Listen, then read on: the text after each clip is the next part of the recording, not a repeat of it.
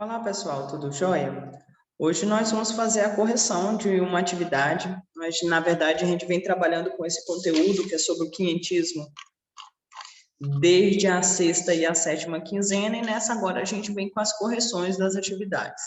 Nós colocamos, nessa atividade aí um fragmento da carta de Pero Vaz de Caminha, onde há uma descrição, que eles estão em alto mar, e eles visualizam, eles, percebem sinais de terra, e ali eles se aproximam, eles começam, há um relato, na verdade, uma descrição do que eles encontram, na verdade, do que eles visualizam. Então, um relato dessa parte da planície em si, dos arvoredos, daquilo que eles estão visualizando, e aí, logo em seguida, a gente percebe também que eles visualizam a praia, e ali na praia tem dois homens, e ali eles desembarcam parte dessa embarcação maior, vai em menores, até a praia, e ali eles tomam contato com o nativo. E ao tomar contato com esse nativo, eles se assustam, Então, o Pero Vaz de Caminha aí faz um relato também, uma descrição de como era a feição desse nativo ali, e na forma como recebeu o capitão, no caso, Cabral. E aí, não vou fazer a leitura da carta aqui, senão vou perder um tempo aqui maior. Peço a vocês que façam a leitura desse fragmento dessa carta. Eu deixei alguns pontos em destaque aqui para facilitar aqui o nosso trabalho, até mesmo a nossa correção. E aí a atividade, ela pede o seguinte: a carta de Pero Vaz de Caminha apresenta trechos descritivos e trechos narrativos. No trecho citado, que elementos de lugares Caminha descreve ao rei? Ele descreve mesmo esse contato, Ele descreve a paisagem aí que ele está visualizando, o monte, as planícies, as serras, as árvores, E destaca a figura também do nativo, do habitante dessa terra, E aí a forma como ele foi levado ali em presença do capitão Cabral. Então, essa é a descrição que a gente encontra nesse fragmento. Então, vou colocar aqui para estar facilitando as correções de vocês. Resumidamente, pede para a gente relatar esses acontecimentos e ações dos portugueses com os nativos narrados. Então, o que nós colocamos, de forma resumida aí, a carta retrata os sinais da terra, o momento em que os portugueses vêm à terra, eles destacam aí os arvoredos, a aproximação até a costa, e esse contato entre o navegante e o nativo, e ali o comportamento dos nativos. Então, isso está bem marcado, bem presente dentro desse fragmento dessa carta, que vocês percebem aqui, eles, aqui na parte introdutória, eles estão em alto mar, eles visualizam essa terra, essa planície, e depois, lá mais embaixo, aqui, ele descreve a feição do nativo, A feição deles é serem pardos, maneira de avermelhados, de bons rostos e bons narizes bem feitos, andam nus, sem nenhuma cobertura, sem estima de cobrir e mostrar suas vergonhas. Então, há uma descrição desse primeiro contato. Aí aqui ele pergunta, na questão 3, que a carta do achamento é um dos poucos documentos que dispomos para saber como foi a chegada dos portugueses às terras que hoje fazem parte do Brasil e como os indígenas os receberam. De modo que o trecho lido, de acordo com o trecho lido, a frota portuguesa foi recebida de forma hostil, com hostilidade pelos nativos. Isso não é retratado dentro da carta, Ele só mostra aí na carta a forma como o indígena recebe o capitão, sem muita cerimônia, coisa que eles estavam acostumados a receber cerimônias em outros locais, ali não tinha essa cerimônia. Então, eles têm esse relato, mas não tem nada de hostilidade, tá bom? A questão 4 retrata assim: o texto de Caminha revela que os portugueses se surpreenderam com o comportamento dos indígenas, julgue os itens como verdadeiro ou falso.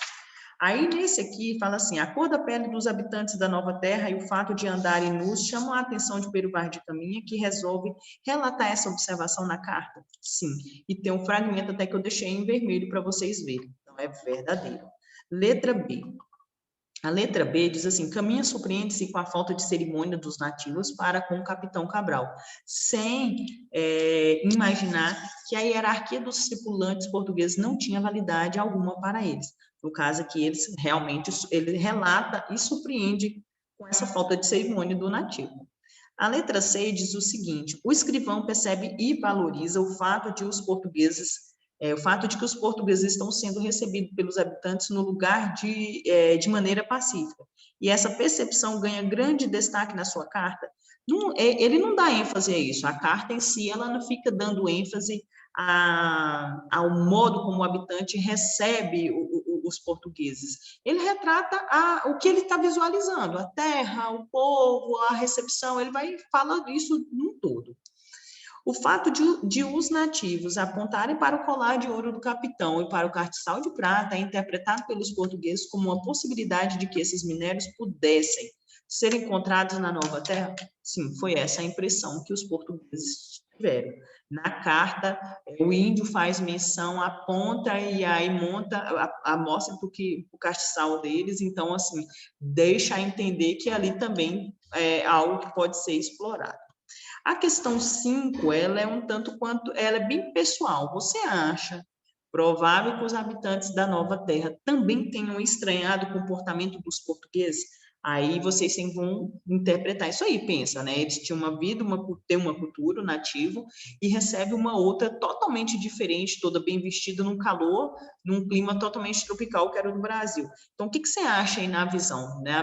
Olha, observando o indígena, esse nativo, será que eles também estranharam? Porque os portugueses estranharam o comportamento do indígena. Isso está relatado e expresso dentro da própria carta. E aí, ao contrário, o que você acha com relação ao contrário, esse comportamento do índio para com o português? Então, essa resposta é pessoal e eu vou conferir no portfólio de vocês.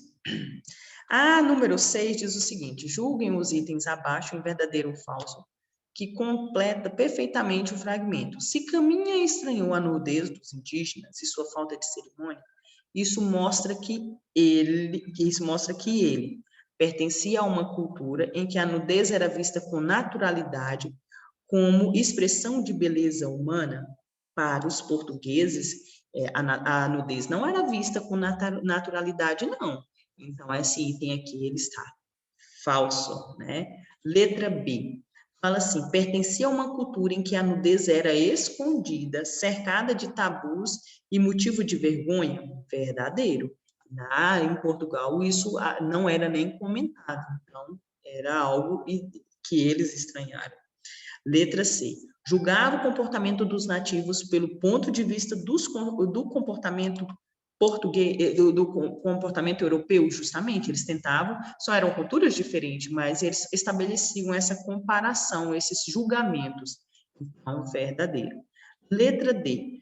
Tinha consciência de que a cultura europeia não era a única legítima e que outros povos tinham costumes tão válidos quanto os seus, ainda que muito diferentes.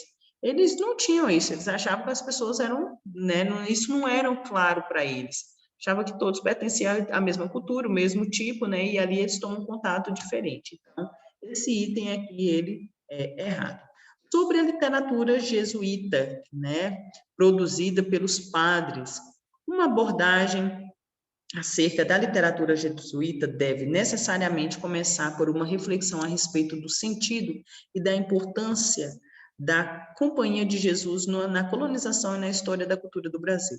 A ação do jesuíta entre nós durante os séculos coloniais precisa ser encarada em dois planos.